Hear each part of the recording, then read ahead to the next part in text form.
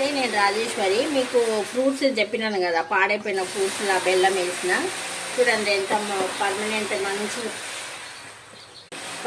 ఎంత మంచిగా ఏంటంటే మొత్తం ఇదైపోయింది. ఇప్పుడు ఇలా బెల్లం మంచి స్వీట్ వాసన వస్తుంది. బనానా ఉంది, ఆరెంజ్ కూడా ఉంది కదా, బెల్లం ఉంది, మొత్తం పండ్ల వాసనే వస్తుంది. ఏం పాడైపోయిన వాసన ఏం రాదు.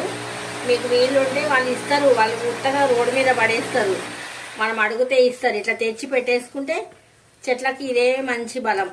పురుగులు కూడా ఏం రాలేదు, మనం మూత వేసుకుంటాం కదా, ఇట్లా దోమలు అట్లాంటివి ఏం రావు, ఏం లేదు. ఇదో మొత్తం మెత్తగా అయిపోయింది బనానా. దీన్ని కొంచెం జల్లెడ పెట్టుకొని చేసుకొని స్ప్రే కూడా చేసుకోవచ్చు, కానీ నేను స్ప్రే చేసుకోను, ఎందుకంటే చెట్లకే కింద వేసేసుకుంటా.